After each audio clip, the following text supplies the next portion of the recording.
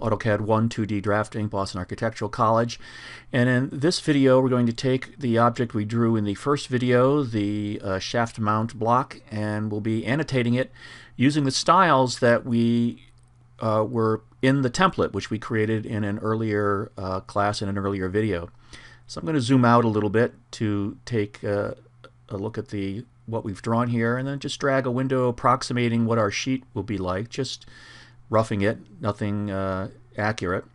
And I see a couple of adjustments that I'd like to make in order to start the dimensioning. I have these center lines here, which I know I want a little longer to come down. So I'm going to click on both of them, hold down the Shift key, click on one grip, hold on the Shift key, click on the other grip, then click again, and that activates both grips, and I can drag down both lines at the same time, then hit Escape to get out of that. Now I need to make sure my text layer is active, because that's where all of our annotation is going to live, on the text layer. And then go to my annotation styles and make sure that my mech dim style is the active dimension style that we're going to use.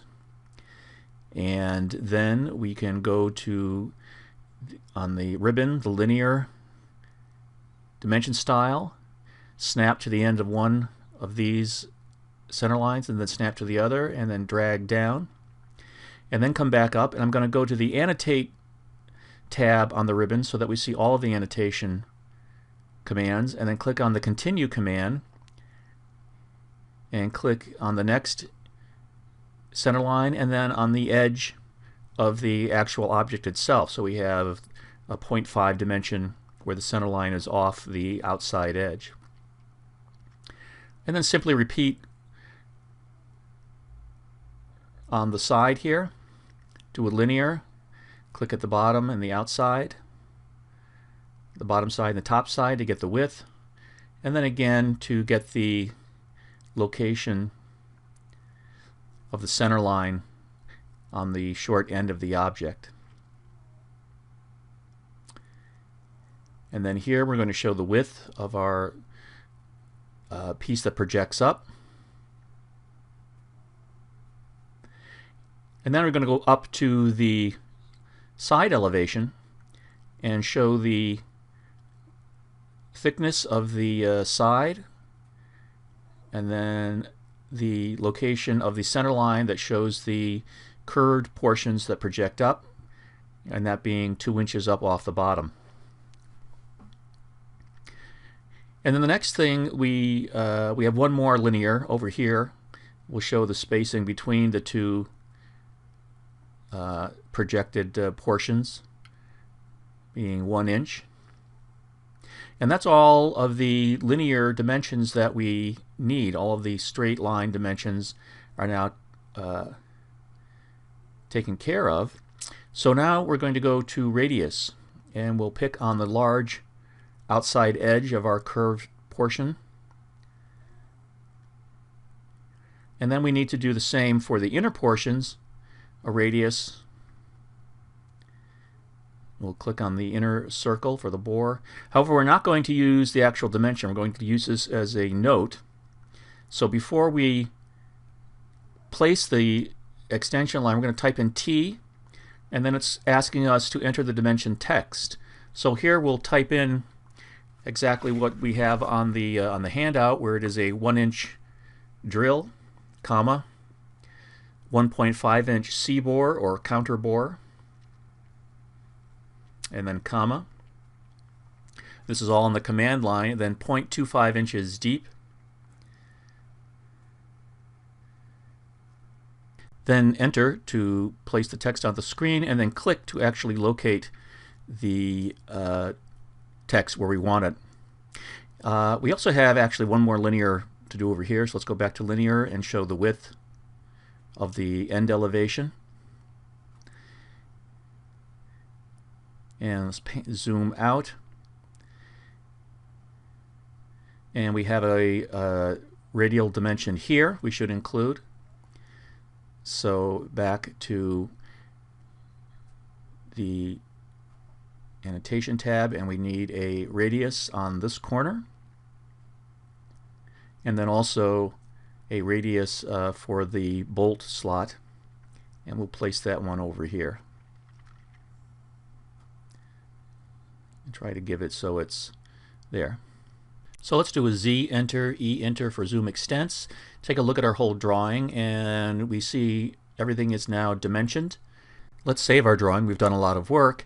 And I'm going to do a Z enter and then W enter and do a zoom window around the side elevation up here, because there are some things about the dimensioning that I'm not all that happy with. So I'm going to go up to the Annotate ribbon and open up the Dimension Style Manager. Make sure our Mech Dim Style is highlighted and go on Modify. And I'm going to change the arrowheads from the Open 30 to something a little to go to the right angle. And I'm also going to change the size to 0.2. And the other thing that I want to do here is go to the text, and I'm going to change the text size, I believe, to 0.16. And we'll go OK. And we'll take a look at some of the other sub-styles here. We have our mechanical dim style. Oh yeah, one more thing I wanted to change was the primary units. Let's add the some decimal degrees to the primary units. And let's check on, we'll go to radial, and we'll open that up and take a look. And yes, it looks like it has inherited the extra units. So we can get out of that and go close. And we see the dimensions that we've placed picks up all of those changes we made to the style. And if we zoom out and take a better look at the entire thing, I think it looks quite a bit better. The sizes are better, and the arrowheads are not getting in the way of the text, the dimension text, and it looks a bit cleaner. So let's go save again. And now we need to place drawing titles on our drawings. So let's go up to the text panel here, and let's make sure our mech title is selected as the active text style. Let's zoom in to our plan view, and I'm going to do a single line text. Type in J for justify, enter, and type in TC for top center, enter. And then click on the, not click, but hover over the endpoint there till I get a guideline, and then come down and then click. And there's no rotation to the text, so 0, hit enter. And then I'm going to type in plan view, enter, and then enter again. And let's do a zoom extents to see what's going on here. And I'd say that our title, our mech title, is a little too heavy-handed for our drawing. It looks a little big. So I'm going to go up to the annotation ribbon, go to the, click on the little arrow there at the text tab, and go in, go to the mech title. I'm going to change the bold to the book, and I'm going to change the height from 0.375 or 3/8 down to just 0.25 or 1/4. I'm going to change, oops, I didn't put that in correctly, I guess. I've got, what do I have? Do I have too many? I probably have too many periods, so let's back that out entirely. Put 0.25, there we go. And then I'm going to change the width factor down to 1. And go apply and close. And what we'll see on the screen is that it picked up some of those changes. But unlike the dimension styles, the text styles don't pick up everything. So I may have to change this because this was an existing bit of text on my drawing using properties. So click on this to select it and then type in PR, enter. And it says I'm looking at some text here, and sure enough, the height still remains at 0.375 and the width still remains at 1.2. So I'm going to change that right here on the properties to 0.25, and then the width factor to 1. Enter, and then escape out of that a couple of times, and there's what the new title looks like, and I think that's more appropriate to our drawing. So I can get rid of the properties, and now I can put in another title here. I'm going to do the side elevation. So again, click on our A, single line text, Style is still top center, so I can just hover over that endpoint, drag down, click, no rotation, enter, and then type in side elevation.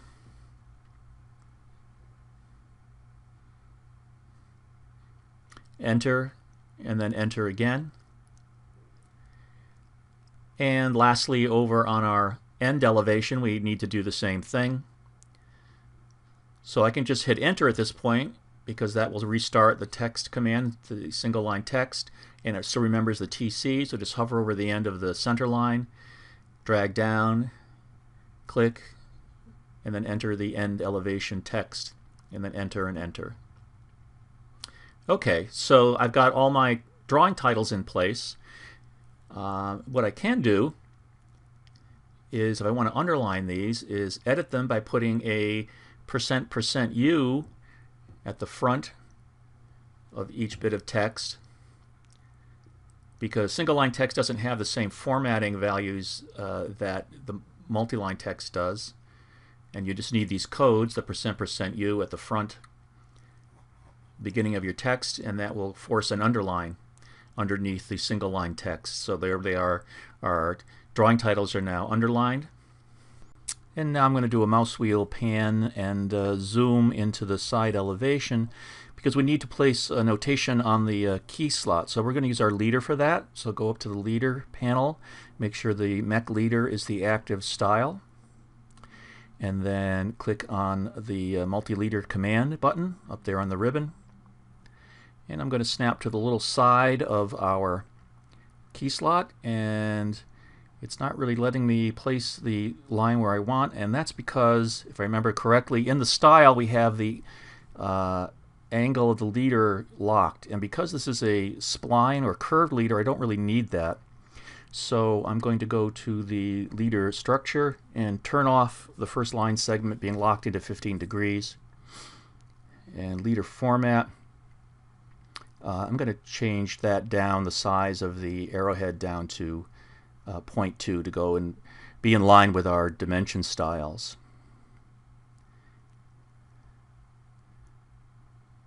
And we'll change that to an open 30 just to make that distinctive based on the for the leaders.